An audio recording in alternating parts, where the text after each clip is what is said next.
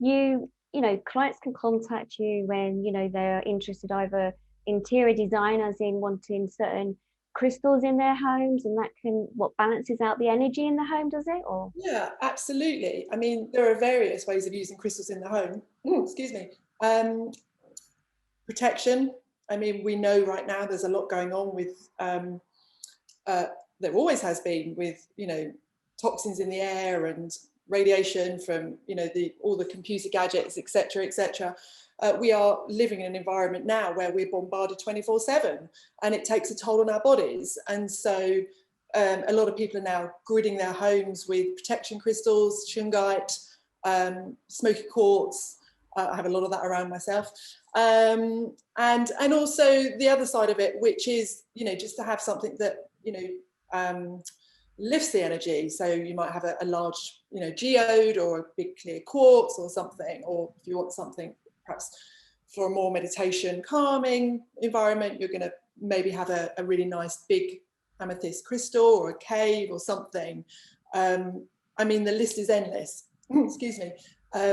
But yeah, it's mostly, you know, in the home, it's just amazing to be able to use it to enhance the energy in different spaces, different rooms, according to what you're doing in those rooms.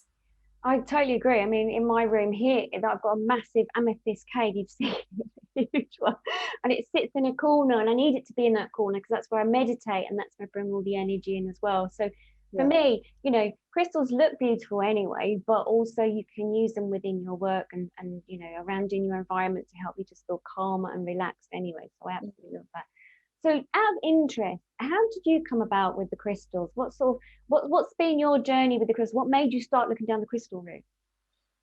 I have a bit of a black spot around that, actually. I remember being very young. I was maybe 8. I'm just going to bad with numbers.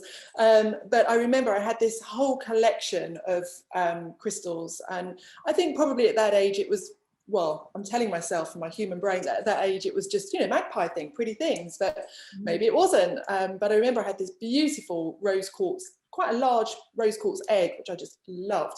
And I would just have them around and I'd move them around a bit. And yeah, I was just loved them, totally loved them. I don't actually know whatever happened to that first collection I had, to be honest with you. I think I probably hit teenage years and just went, oh, and, you know, moved them on.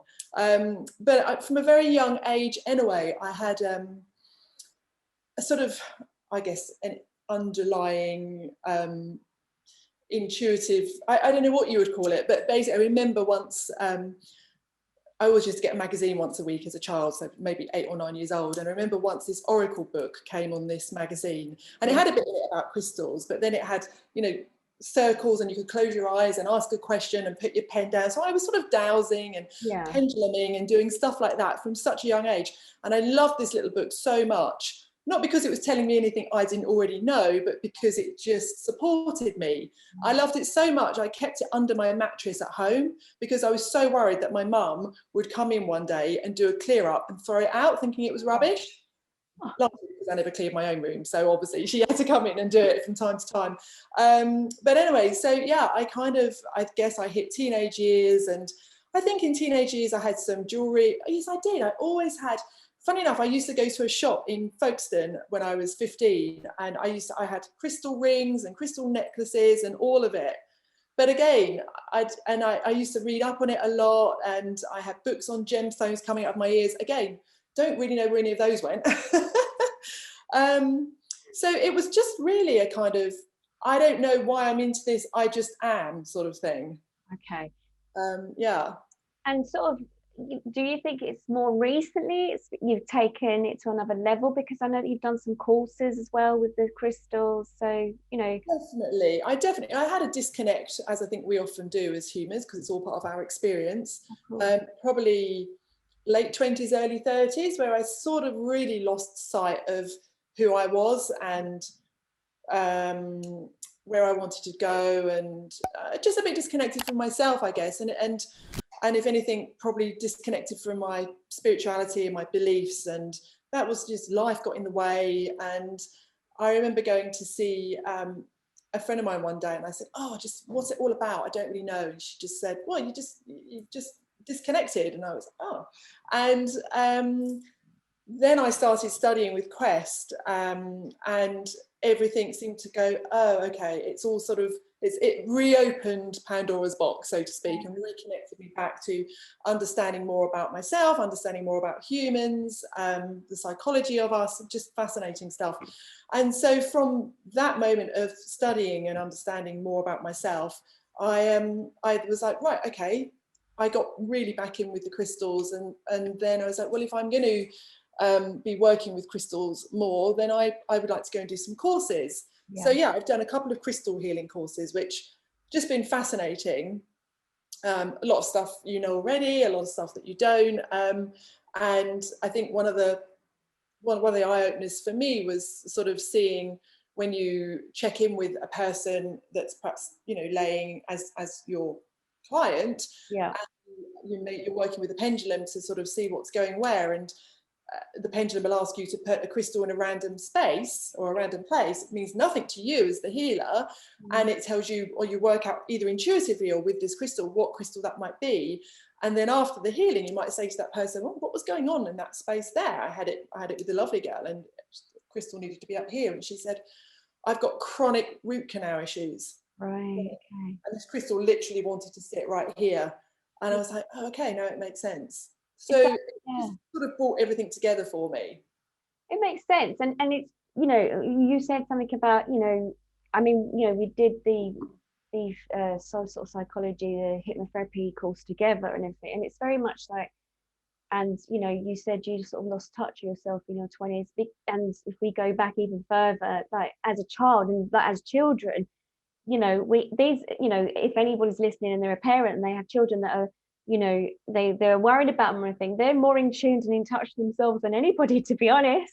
They totally are, because yeah, they don't have any reason not to be. They're just no baggage, no stress, no, you know. That's it. And we know as therapists ourselves as well that, you know, as we grow up and as we go through their journey, our journey, you know, as children, we're going to teenage and everything else, how we then have baggage that's sort of then put on us, whatever, you know, to some degree. And then as adults, we sort of can separate from ourselves, or that disconnection, you know, as you said, somebody said to you, we've just disconnected. And that's what's happening at the moment. I'm finding clients who've just disconnected from their true self. They've got caught up in, you know, they've gone through the childhood, they've gone through the teens, they've gone into their 20s or whatever. There are some that have in their 20s as well. Or you get into different states. I mean, it can happen at any point in your life, really, where there's stages where you feel disconnected in the sense that where you might wanted that job, you get that job, you do that job, you know, you think that's your be all and end all and that's it. And then suddenly you're like, well, this doesn't fulfill me anymore. Or that relationship, or where you live, or wherever, you're constantly changing. But we tend to sometimes keep ourselves in that box, or we say, no, this is abnormal. But when we do that, then that causes that frustration and then can cause other issues, you know, like we know can cause depression in some people or whatever. So that real sort of, you know, reconnecting, as some people call it, awakening, it's the same thing. It's all the same, really, just using different terminology. It's just coming back to yourself, isn't it? Oh, 100%. And I think people that are maybe starting out in, maybe even just stepping out of what is their norm, and they're like, this doesn't feel right anymore, and I don't know why it doesn't feel right anymore, but I need to follow where I'm being shown. Sometimes on those journeys, they can be scary because it's the unknown, you know. Growth happens when we step out of our comfort zone. And so I get a lot of people that come to me that are like, oh, I've got this going on or that going on, and I just feel like I need some extra support. And that's, you know, another lovely way to work with crystals, having the extra support, having like some sort of physical anchor there to remind you that you've made this decision and you're moving forwards with it and you're okay, you're supported. You said like the anchor. It's very true. I've noticed that if, you know, with one or two clients, you sort of mention that a crystal might work with them if they just have it in their hand or in a pair of jeans or in a wallet, or, I mean, you know, with the that's or necklace. But when I run the global retreats, I always hand out the crystals that I'm hearing to those individuals. And on that, you know, on a couple of the retreats that you've been on as well with me, that they placed the tiny little pebble. Let's have a little look. I've got one here. You know, something as small as that. I did rose quartz hearts one year, and they placed them all inside their bras, and it was just like so interesting, all the guys in their pockets, whatever. But it's just having that as an anchor. It's that having that as like, I'm going to be okay, even if it's that symbolic, you know, like some people with crosses or whatever, it makes no difference. It's that having something there, isn't it, to sort of feel that they're okay, whatever. But if you look back, then we've heard about your journey, like with the crystals and that. But what do you feel sort of for you sort of made you start thinking there's something different in the world, or what brought you to this journey of like meeting other like-minded souls that are interested there is something else out there, not just the 9 to 5 going to work and paying your bills? What made you think that there's something else? I think I've always been, I came in with that kind of insight, and then life got in the way. So as I say, from a very young age, I was always interested in sort of different things. And my mum actually suddenly out of the blue, decided to study astrology when I was 15, I think, 14, 15, around that age. And all these books appeared. My goodness, these books appeared. And she talked about nothing but astrology. And of course, stroppy 15, oh God, mum, no, not again. But it went in and it was like ting, ting, ting. Oh, okay. And then I would find myself, because I'd been such a, you know, teenager and like dismissive of it, I then found myself going, oh, okay, there's some stuff in this, and this is actually quite interesting. And I would sort of find myself sneaking my mum's astrology books into my bedroom at night and reading them quietly without telling her, because I didn't want to admit that I'd been being a brat. So yeah, I think it's always been there. But as I was saying before, I think, you know, life gets in the way. You get into a proper job, and you know, and you get on the treadmill of life, and that either works for you or it doesn't. And for me, I realised after quite a taxing 6 years in a really stressful job, that I just woke up one day and was like, enough. This is just, my soul was literally saying, get out, get out, get out, get out, get out. You've had an amazing experience, but I got to a stage with this job where I would rather have gone and, I don't know, swept the road, for example, than actually had this been in this environment anymore. And yeah, I sort of, at that point, I really kind of stepped more into, okay, I have to make this happen now. How is that going to be? And so it all happened at the same time, me kind of leaving a very sensible job and me stepping into studying and more of the crystal work and all of that. And as we know, nothing happens by chance. So, and I think I found along the way, you know, what with my mum studying astrology, and then obviously at 19 going to work for this amazing family who were already into a very high vibe spiritual work. They recommended me loads of books. They employed me because they tuned in with their psychic medium, who was like, yeah, she's awesome, employ her. It was like these people were always magnetized, you know, they came to me, as we know that happens as well.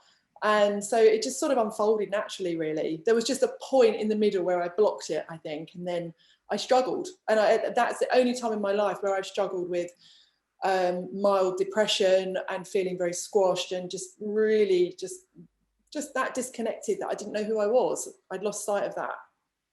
So it's amazing to when you realize, when you allow yourself to listen in those hard times and go, okay, what is it that is wrong here? What is it I really need to know? Often it's the one thing that you're like, no, it can't possibly be that, but that's often the one thing that needed to go. And in that case, for me, it was a relationship. Right. Okay. The minute I stepped out of that, which was the hardest thing ever, all these other opportunities came in, and I was like, oh, okay, now it makes sense. You know, I totally understand that. I totally understand. And I'm hearing that from clients as well, and also from myself.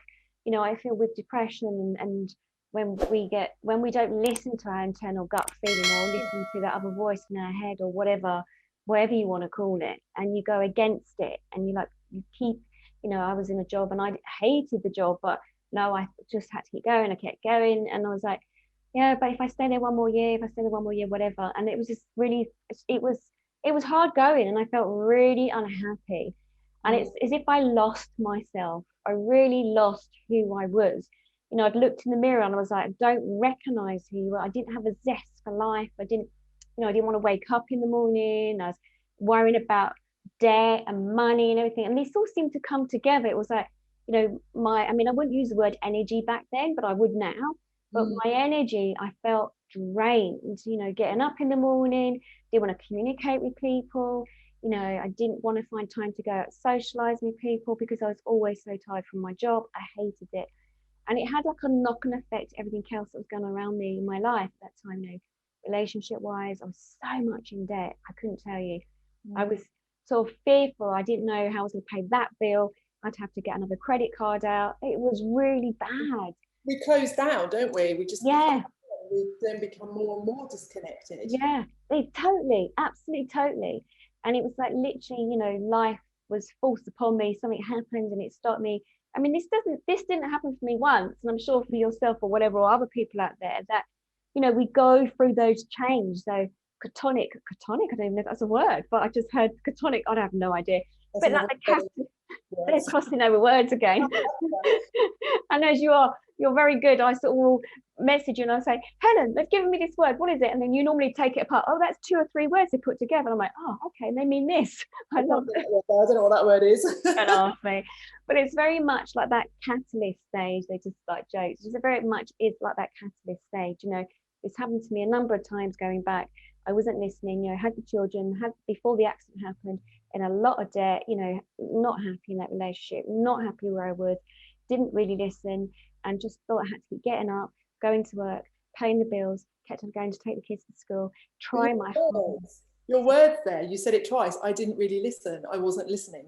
And that's what it boils down to, because Yeah. you know, because we're so bombarded by the external and what's coming at us and what we should be and where we should work and how we should live and whatever, that we forget to listen to how we are, even just asking yourself how you are every day, you know, or what you need, what's the next best thing I could do to, or the next thing I could do to make myself feel better. We just literally become, if we're not careful, bombarded by the noise. Yeah. Which is, you know, I've learned that over quite a few, well, the most recent years. And, you know, I never would have thought, although my first boss when I was 19 used to make me meditate, I'd be like grumping away. And, I just want to have a cup of coffee. I don't want to sit here with my eyes shut for 20, 30 minutes. And now I'm like, wow, I meditate every day, you know. Yeah. Yeah. And even if it's 5 minutes for a day or 20 minutes a day, it takes the outside noise out and enables us to go, where am I at right now? Yeah.